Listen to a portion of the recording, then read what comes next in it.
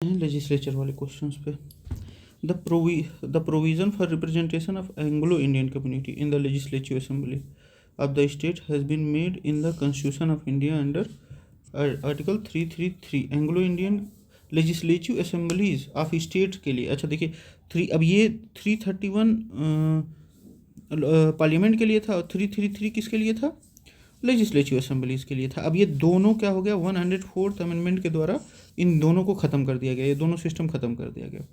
Article 333 provided the governor with the power to nominate one member from the Anglo Indian community if the governor believe that the community is not adequately represented in the assembly.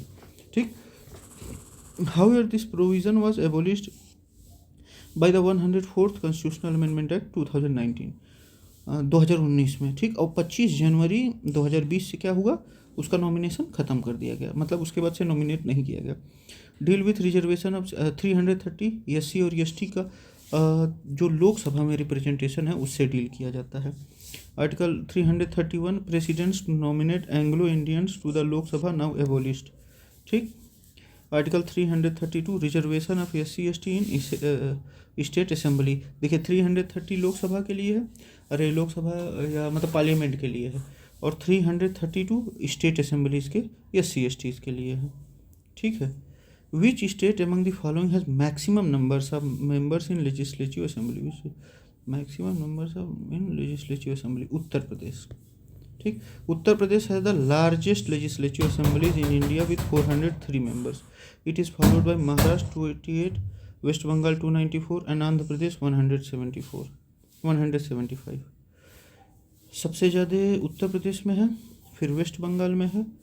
देखिए पहले उत्तर प्रदेश, फिर waste Bengal, फिर महाराष्ट्र, फिर Andhra Pradesh. The large size reflect the high population and administrative requirement of the state. High population के ratio पे होता है। Which one of the following Indian states has the largest number of members in its state legislature? तो अच्छा, इनमें से किसमें सबसे हाईएस्ट है? अरुणाचल, हिमाचल, मणिपुर और मेघालय में। तो इसमें सबसे ज़्यादा हिमाचल में है। देखिए जिसकी जितना जनसंख्या रहेगी, अब ये नॉर्थ ईस्टर्न स्टेट्स हैं तो इनमें जनसंख्या कम है, फॉरेस्ट कवर अधिक है, नेचुरल वो अधिक है, लेकिन क्या है, पॉपुलेशन कम है, तो इस वजह से इनका जो लेजिस्लेशन में रिप्रेजेंटेशन है वो कम है, मतलब उनके स्टेट लेजिस्लेटिव में जो नंबर्स हैं लेजिस्लेचर्स के वो कम हैं। अरुणाचल, मणिपुर एंड मेघालय ईच है 60 मेंबर्स। ये तीनों के पास, अरुणाचल, मणिपुर, मेघालय के तीनों के 60 मेंबर्स हैं in their legislative assembly. Himachal has 68 members in its legislative assembly.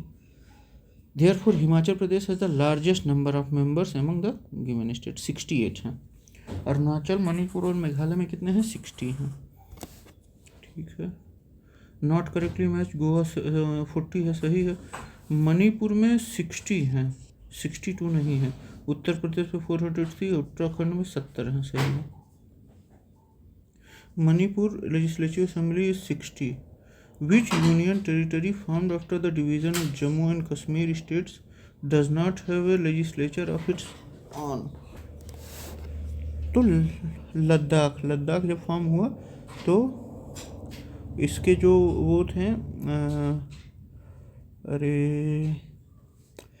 मतलब इसमें लेजिस्लेटिव, स्टेट लेजिस्लेटिव नहीं है। ठीक, और इसके जनरल बी.डी. मिश्रा जी इसके लेफ्टिनेंट गवर्नर हैं, और पहले जो थे, पहले लेफ्टिनेंट गवर्नर, उनका नाम मैं भूल रहा हूँ, बता रहा हूँ मैं। First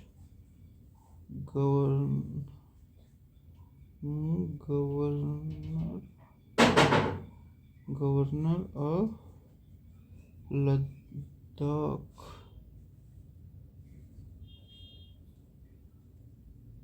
Ladakh UT, R K Mathur. हाँ, आर के माथुर थे पहले लेफ्टिनेंट गवर्नर यूटी बनने के बाद।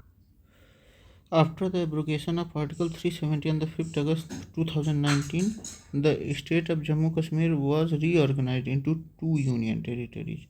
Jammu Kashmir has a legislative assembly. Ladakh does not have a legislature. Who conduct the state assembly elections?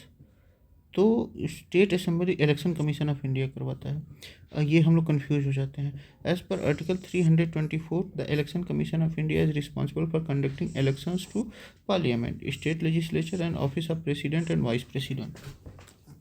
State election commissions conducts about local body elections, municipalities and panchayat. ठीक। Minimum age criteria 25 years of assembly. Minimum age criteria 25 years of assembly ensures a minimum level of maturity and public responsibility. 30 years of council, 30 years of council, 25 years of assembly, 30 years of council represent experience and seniority as council is deliberative body. Council क्या है? Deliberative body है। Abolition of Anglo-Indian representation 104th Amendment Act 2019 discontinued the nomination of Anglo-Indians to Lok Sabha and state legislative assemblies. Rationale was that the community is now adequate represented and the provision were deemed obsolete. Role of Election Commission ensures free and fair elections, has the power to superintend direction and control over electoral processes. State Election Commission handles local self government elections. देखिए क्या election commission का क्या, free and fair elections, power of superintendence, direction और control over electoral processes. ठीक। State election commission handles local self government elections. Who among the following is the final authority to decide any question relating to disqualification of a member of a house of legislature of a state? The final authority to decide any question relating to the disqualification of a member of a house of legislature of a state, कौन वो कर सकता है? तो governor. ये final authority होते हैं कि disqualification of A member of a house of legislature of a state, वो कि एक स्टेट के जो लेजिस्लेचर है उसका डिस्क्वालीफाई करने का फाइनल अथॉरिटी होता है गवर्नर के पास। As per article 192 of the Indian constitution, if any question arises as to whether a member of house of legislature of a state has become subject to disqualification, कोई भी question अगर arise होता है, the question shall be refer to the governor, और वो question किसके पास जाएगा? Governor के पास जाएगा। ठीक है।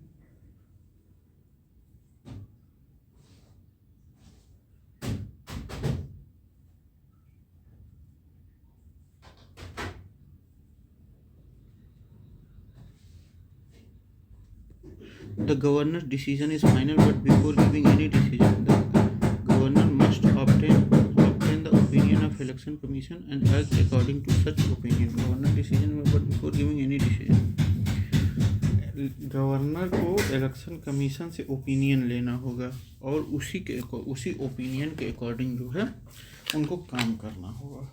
मतलब गवर्नर का फैसला तो मतलब फाइनल है, लेकिन उनको किससे वो लेना होगा? इलेक्शन कमीशन से ओपिनियन लेना होगा और उन्हीं का फैसला क्या होगा? फाइनल होगा। Speaker of the legislative assembly, the speaker does not have the power to decide disqualification issues under article 192। Under article 192 chief minister has no constitutional role in disqualification of members. High court can only review the decision judicially but the original authority lies with governor. लेकिन original authority किससे? Governor से ही वो करता है। ठीक। Final decision on the question as to disqualification of members of a legislative assembly is taken by governor. Final decision on the question as to disqualification of members of a legislative assembly is taken by governor. अब देखिए governor क्या करेंगे? Governor election commission से राय लेंगे और जो राय election commission देगा उसी के अकॉर्डिंग वो क्या करेंगे? एक्ट करेंगे। ठीक। Governor decision is final after consulting the election commission. Chief minister does not have the authority to disqualify members. Chief justice of high court can review the decision but can't directly decide on disqualification. The speaker of the legislative assembly handles disqualification under anti-defection law 10th schedule but not under article 192. Speaker जो है anti defection law के through disqualification कर सकते हैं, लेकिन under article 192 कौन? Governor कर सकते हैं।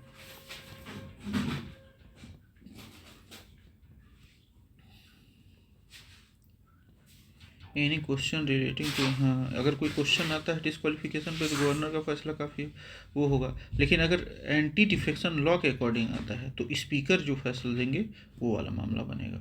If the speaker of legislative assembly of a state wants to resign he will give resignation to deputy speaker. As per Article 179B, if Speaker of Legislative Assembly wants to resign, she has to submit the resignation to the Deputy Speaker. This provision ensures that the resignation process remains within legislative domain. Speaker's position is independent of the executive. Governor does not handle resignation matter of the Speaker. President Speaker's resignation is a state matter. President का matter नहीं है। ठीक है, तो governor का अगर कोई disqualification वाला मामला आता है तो गवर्नर का डिसीजन फाइनल होगा आर्टिकल 192 के तहत। और अगर जो है उनका फैसला आता है, क्या कहा जाता है, anti defection law 10th schedule के अकॉर्डिंग कोई फैसला लिया जाता है तो वो स्पीकर तय करेंगे। ठीक, पार्टी बदलने वाला मामला। The Speaker of the Legislative Assembly shall vacate his/her office if she ceases to be a member of Assembly. The Speaker of the Legislative Assembly shall vacate his/her office if he or she ceases to be a member of the Assembly. The Speaker of the Legislative Assembly shall vacate his/her office. The Speaker of the Legislative Assembly shall vacate if he ceases to be a member of, नहीं ऐसा कुछ नहीं है। The Speaker of the Legislative Assembly shall vacate his/her office if he ceases to be a member of the Assembly. When the Legislative Assembly is dissolved, the Speaker shall vacate his/her office immediately. नहीं, ये नहीं हो सकता। हाँ अच्छा, sorry, ceases का मतलब मैं दूसरा गलत। अगर वो उसकी मेंबर हैं तभी वो जो है स्पीकर हो सकते हैं। लेजिस्लेटिव असेंबली हो या लोकसभा हो, तभी वो मतलब स्पीकर हो सकते हैं जब उसके वो मेंबर हों। The speaker ceases to hold office if he सी ceases to be a member of the assembly. As per Article 179C, the Speaker continues to hold office even after dissolution of the Assembly until immediately before the first meeting of new Assembly. Speaker, अच्छा ठीक है, ये होगा new assembly. Speaker continues to be the speaker even after the dissolution of assembly. Speaker तब तक जब तक नया मतलब जो पहला सेशन है वो नहीं वो हो जाता। Immediately before the first sitting of the new assembly constituted after dissolution. मतलब तब तक वो स्पीकर रहेंगे जब तक असेंबली की पहली बैठक नहीं हो जाती। ठीक, नए वाले according to article 179C, speaker of the legislative assembly continues to even after dissolution until the new assembly is constituted and holds its first meeting. नया असेंबली बन जाता है, वो उसकी पहली मीटिंग जब तक नहीं हो जाती तब वो क्या रहेंगे, स्पीकर रहेंगे. This ensures continuity in the legislative framework even after the assembly is dissolve. ठीक है. Governor's role in disqualification. Governor act as the final authority in the disqualification of members. वो फाइनल अथॉरिटी होता है. However governor is bound by the opinion of election commission. Supreme Court in B.R. Kapoor and State of Tamil Nadu 2001 emphasized the importance of consultation with Election Commission. Supreme court ने B.R. Kapoor और तमिलनाडु में कहा कि importance of consultation with election commission कितना important है. Governor election commission के opinion पे ही bound करेगा. Speaker position post dissolution. Speaker's continuity ensure that there is no power vacuum between dissolution and reconstitution of the assembly. मतलब कोई power वो vacuum नहीं है, ये नहीं कि पूरा खाली हो गया है. ठीक. The practice is rooted in the parliamentary tradition to maintain administrative continuity. इससे क्या है, एडमिनिस्ट्रेटिव कंटिन्यूटी बरकरार लगती है. Ramesh Tadvarkar Goa, Tawadkar Kultar Sandhwan Punjab, T Satyabrata Manipur, Ritu Khandari Uttarakhand. Uttarakhand. Ritu Khandari. Who among the following has held the office of pro tem speaker, speaker and deputy speaker in Madhya Pradesh Legislative Assembly? Ramkishore Shukla ji. Prominent political figure who has held the office of pro tem speaker, speaker, deputy speaker सब बने हैं ये Madhya Pradesh Legislative Assembly. His extensive experience in the highlight the significance of state politics. Who prorogues the Vidhan Sabha of a state? कौन prorogue करता है, मतलब जैसे अगले सेशन के लिए कौन, मतलब सेशन का एंड कौन करता है? तो गवर्नर। सम्मन भी गवर्नर करेंगे, प्रोरोग भी करेंगे और डिसॉल्व भी करेंगे एज पर आर्टिकल 170। लेकिन एब्रोगेट कौन करेगा? स्पीकर करेगा। As per article 174(2) of the constitution the governor has the power to prorogue the state legislature Vidhan Sabha. Prorogation means ending of a session of the legislature without dissolving it. तो prorogue भी कौन करेगा? Governor करेगा। Vidhan Sabha speaker only responsible for conducting sessions, not proroguing them. Chief minister recommend the resolution but does not prorogue. Law minister no constitutional role in proroguing the assembly.